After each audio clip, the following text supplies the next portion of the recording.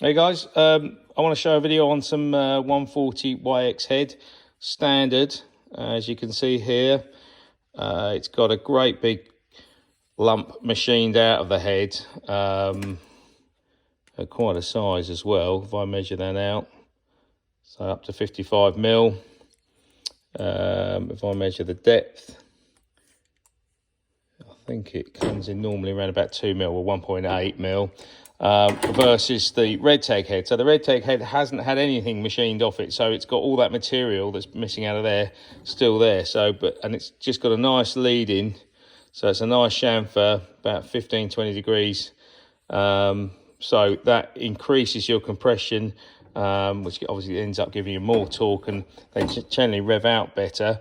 But the most important, other second thing, is the bolt work. So the stock head, there's quite a lot of material inside of the actual valve seat area. So we measure a stock one, so 23 mil, let's say. And then the red tag, which we've machined right out to the edge of the seat, and that comes in at just on 20, oh, I'll get my thing right, just under 25, so 24.98, 25 mil, let's say. So the choke size has got a much better flow rate. The guide block has been reduced quite a bit. They don't tend to suffer with any valve whip, so we can take them down a fair way, as you can see there. So the port, you can see, is quite sizable through there now against the stock, where you've got that quite a big lump. If I try and hold it at the same angle, you can see the difference there.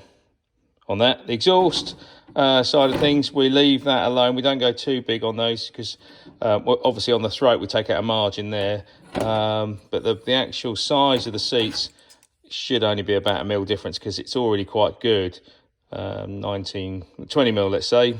And then obviously the red tag is taken out marginally more. It's about 1 mil difference, I seem to remember. Yeah, so we're just on 21 mil. So there's 1 mil on the exhaust, but the guide block has been reduced, and obviously tied it up around there.